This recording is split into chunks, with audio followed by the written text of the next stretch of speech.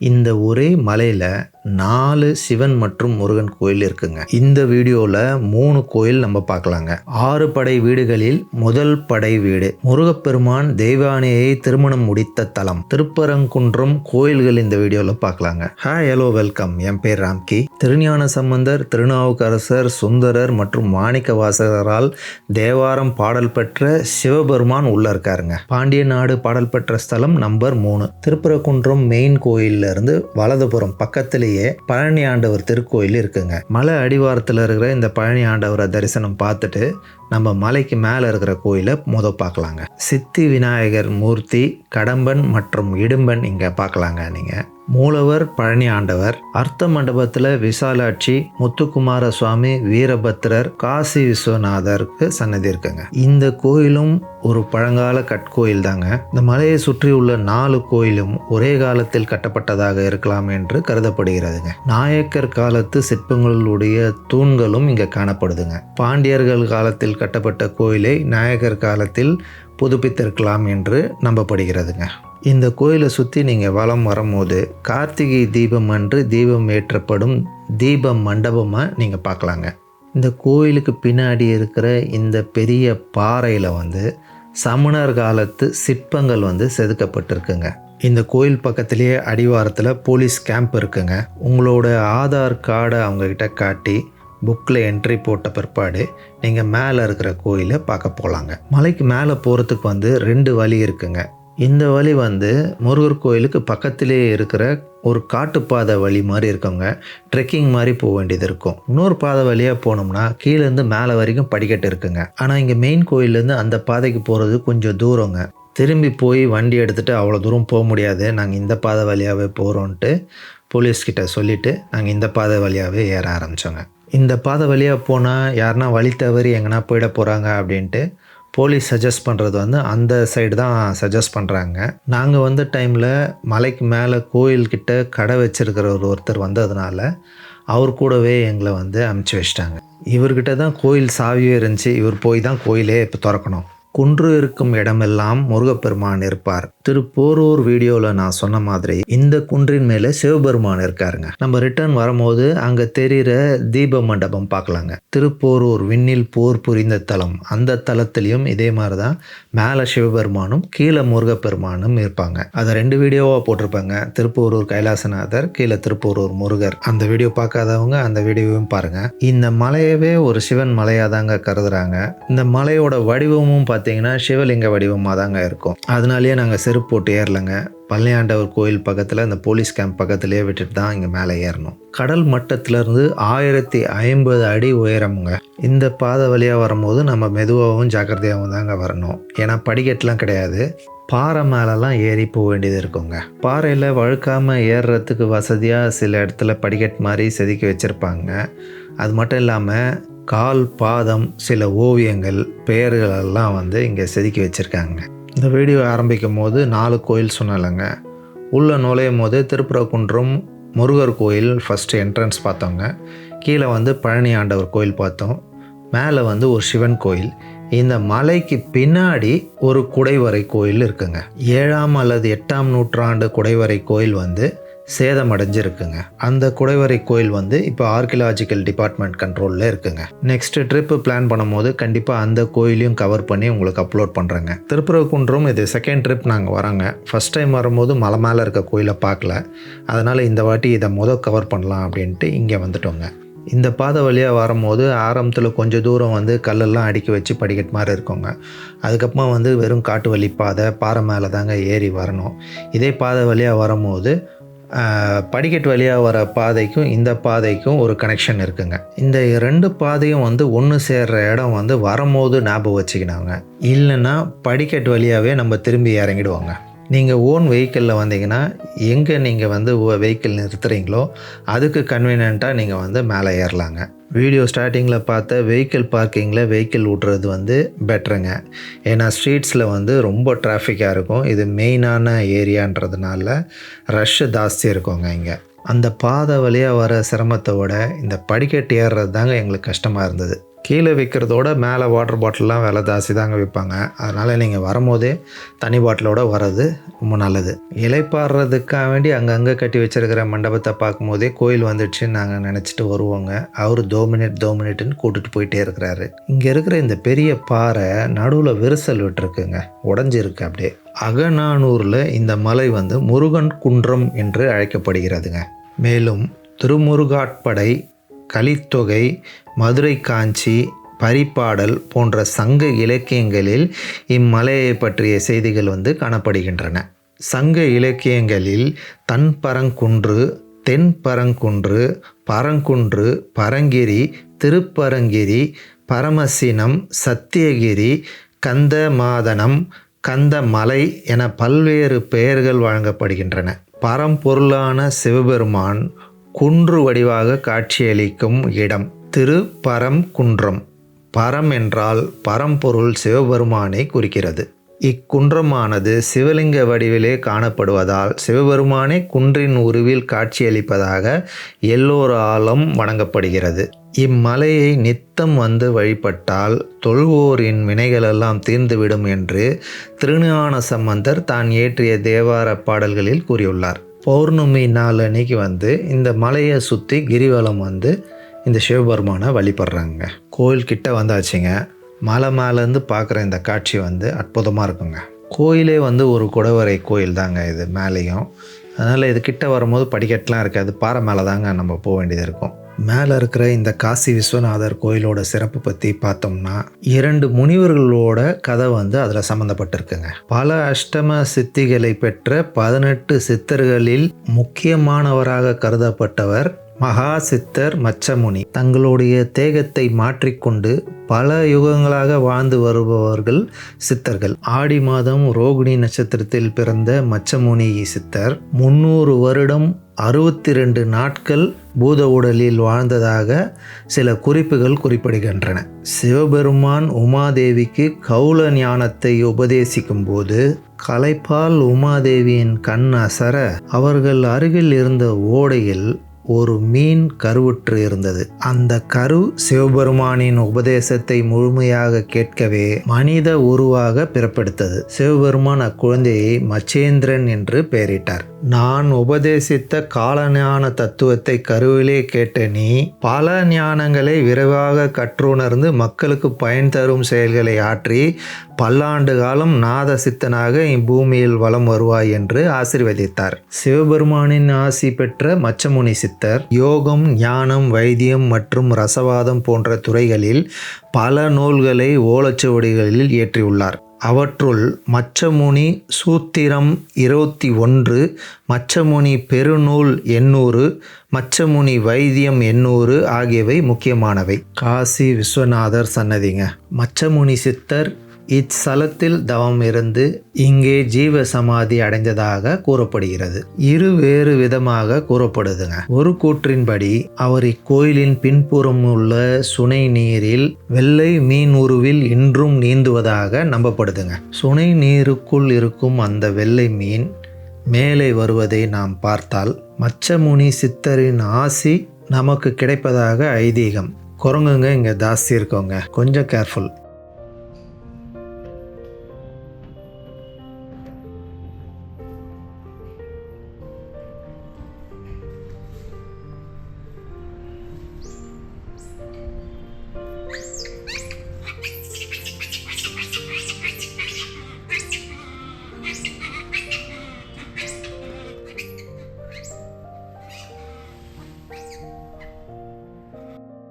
இங்கே இருக்கிற சுனை நீர் வந்து எப்படி உருவானதுன்றதுக்கு ஒரு கதை இருக்குங்க.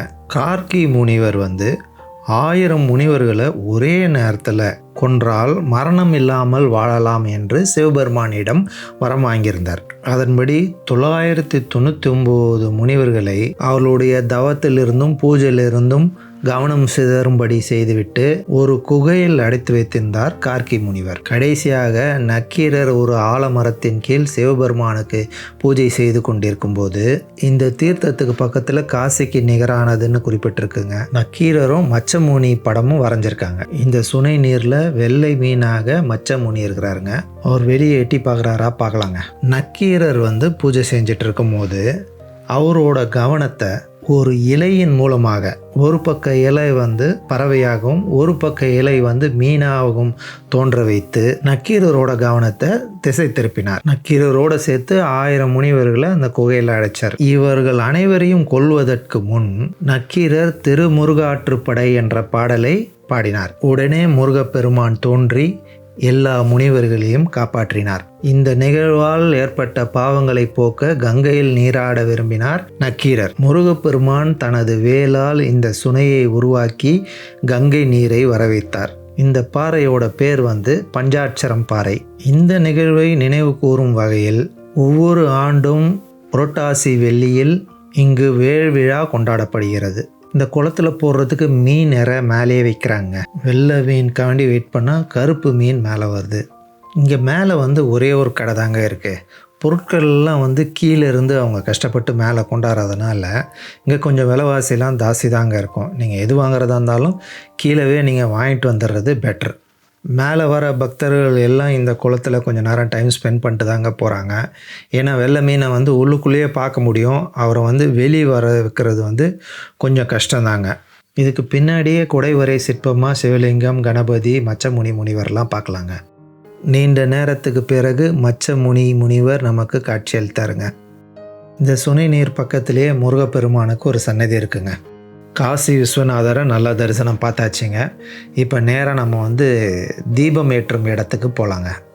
பெரும்பாலான கூட்டம் வந்து கீழே இருக்கிற முருகர் கோயிலை தரிசனம் பார்த்துட்டு அப்படியே கிளம்பிடுறாங்க. ஒரு சில பேர் தான் வந்து மேலே வருவாங்க. நாங்கள் இப்போ ரிட்டர்ன் போகும்போது நாங்கள் தனியாக தாங்க போனோம்.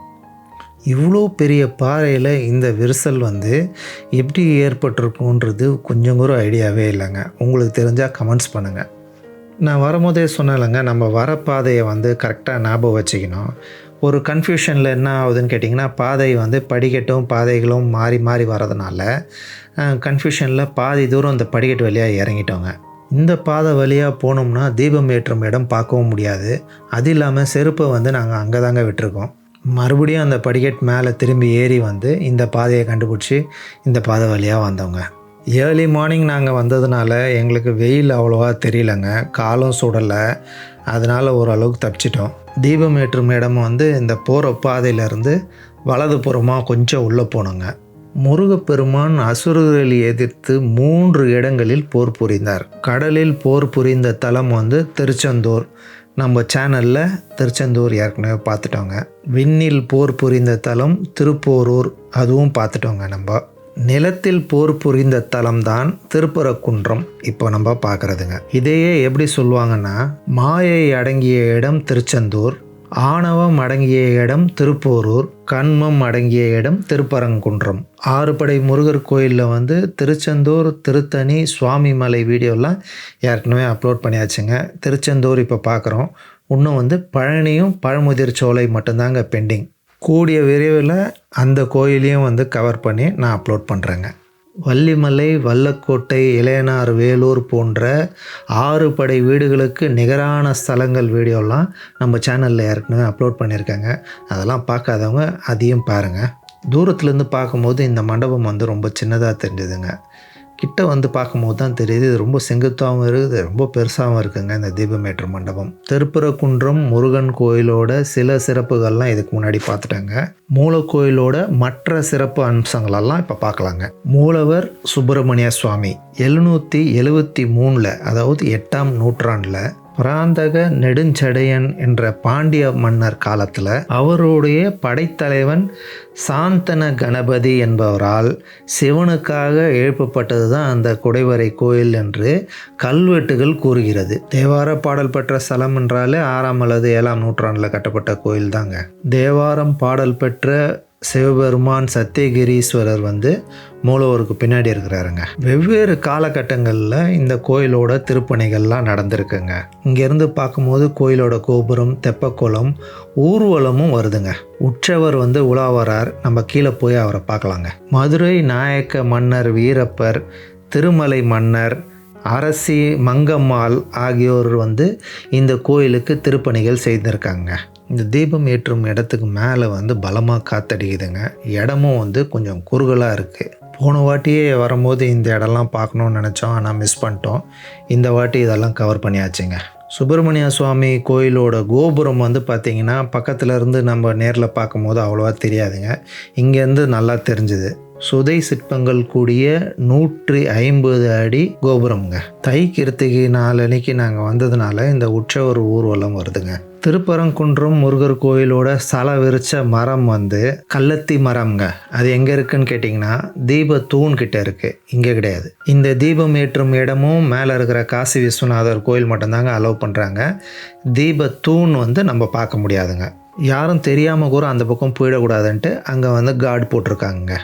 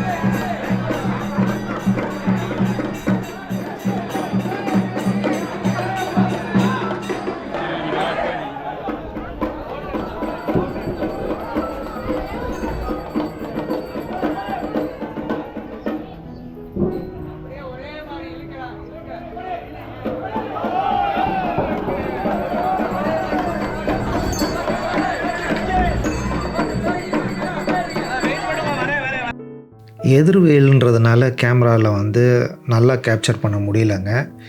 ஏஐனால் உருவாக்கப்பட்ட உற்சவர் படம் வந்து உங்களுக்காக வேண்டி. பங்குனி உத்திரம், தைப்பூசம், கந்த சஷ்டி, திருக்கல்யாணம் போது தாங்க உற்சவர் ஊர்வலம் நீங்கள் பார்க்க முடியும்.